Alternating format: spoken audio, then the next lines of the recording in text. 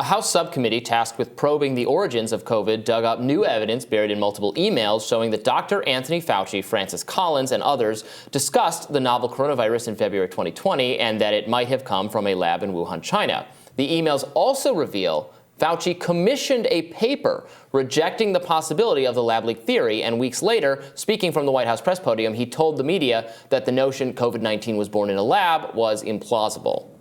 And liberal media ran with that story, according to a Fox News report. Then CNN chief Jeff Zucker directed staffers at the network to ignore the lab leak theory because it was, quote, a Trump talking point. So some of this is not new. We already knew that Dr. Fauci and other scientists had a call early on to discuss whether it was possible this originated from a lab. What is new here, as far as I can tell, is that this paper that he later referred to it. There's the press conference where there's Trump and Mike Pence both on stage, and Fauci takes a question about a lab and says, what we're seeing is more reflective of spillover from animals, and there's a paper that I can refer you to about that, or there's about to be a paper. We now know that paper was one Fauci pushed for to be written based on the call that they had. So this was, so Anderson submitted, Anderson is the name of the doctor who wrote it. He said the paper ran in Nature Medicine in February of 2020. His email about it said there's been a lot of speculation, fear-mongering, and conspiracies put forward in this space. And the paper was prompted by Jeremy Farah, Tony Fauci, and Francis Collins. Jeremy Farah is head of a British nonprofit with certain ties to pharmaceutical industries.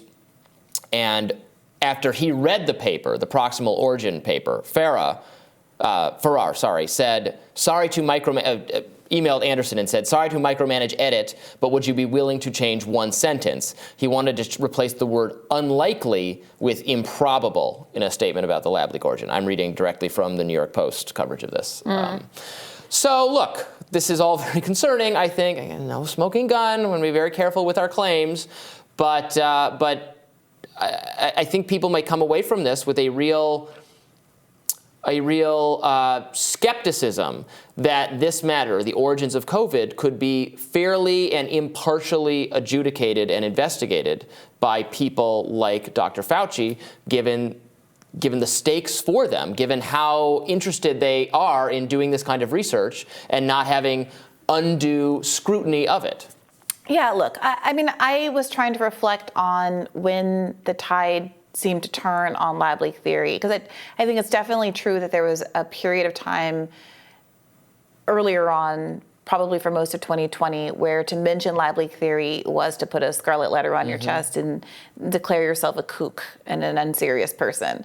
But by summer, for sure, of 2021, there were people talking about it more openly. Joe Biden's administration had commissioned an investigation into the potential origins, including lab leak theory. The tide had turned. Outlets in the mainstream were talking about it more openly and what the arguments were for either origin tale. And I think it matters. It matters that there was obviously this effort to suppress any conversation about it at an earlier date. At this point, though, I'm almost more concerned by the sudden shift and what it means. So this new shift where we have a number of government agencies affirming that it's with low confidence, more likely than not, that it actually had a lab leak origin, and the way that so many people now are taking that as a way to ratchet up tensions with China and escalating a conversation about, well, how are we going to hold them responsible? And some people on the left who have been very open to the possible origin of COVID as being lab leak the entire time are concerned about what it means for the government to have taken one posture for so long and to be switching to a different posture at this time, when over the past 6 months or so, we saw the Nancy Pelosi trip to Taiwan. We've seen escalations in the kind of rhetoric about what the United States is willing to do to defend Taiwan. There has been such a bipartisan commitment to the CHIPS Act, almost anticipating that there is going to be a supply chain issue with these much needed technology. And does all of this mean that we should be not just excited about the fact that we can now talk about lab leak theory, but more skeptical or scrutinize more closely why it is that there has been this political shift? Well, if that prompts us to ask why we have this relationship with the Chinese government, that we fund research in their country that we have very little actual control over outside our purview, I think it's mainly the scientific relationship that deserves revisiting. But look, if the Chinese government is responsible for a pandemic that killed millions of people worldwide, well, wait a minute. You're saying there should be no consequences the Chinese for that? government is responsible. Wait a minute. Is the American government responsible if a scientist Certainly. in America? No. There are people who are making the argument that China intentionally released this as a bioweapon, and those people say things I'm like, not making that argument. I don't think that you mean to make that argument, but that kind of rhetoric, the Chinese government is responsible, can be very easily read as an intentionality, versus a lab that is the responsibility of both U.S. scientists and Chinese scientists. The U.S. government and the Chinese National government. Institutes of Health are responsible. Right. I don't understand one can characterize, if it is lab leak, one can characterize the responsibility as not the U.S. government's responsibility as well, given our investment and financial support of those labs.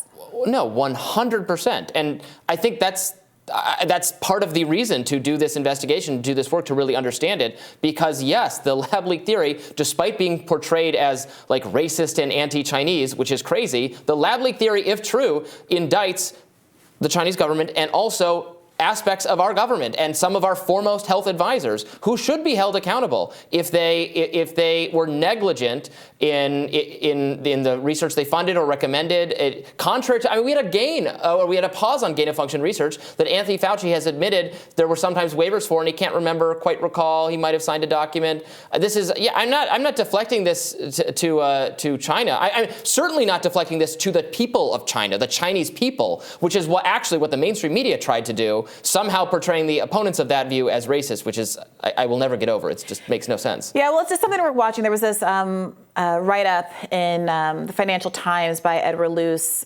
called "The New Cold War Makes Another Pandemic More Likely, China and the Lab Leak Theory," and basically makes this argument about how people are weaponizing this news, which can be factual and legitimate and worth talking about, for these broader political ends. And given how much appetite there is, I think, there was a lot of public applause for withdrawing from Afghanistan, despite there being a lot of blob concern about the way it was done in particular.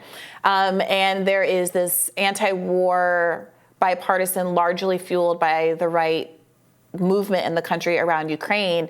But there is a concern that this is all misdirection, and that the desire to withdraw from Afghanistan and the desire to back away from Ukraine is it's pre-staging an accelerated conflict with China. And it's a resource conservation. And when you see certain conservative politicians who are very hawkish on China at the same time that they're dovish on Ukraine, you start to see where that narrative is coming from. Well, we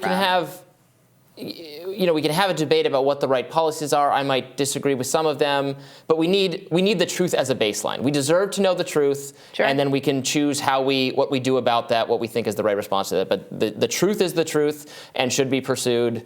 With the let justice be done, though the heavens may fall, that kind of thing. We deserve to know. Right. Well, we requested comment from Dr. Fauci on the matter, and we will keep you posted if we hear back. More Rising right after this.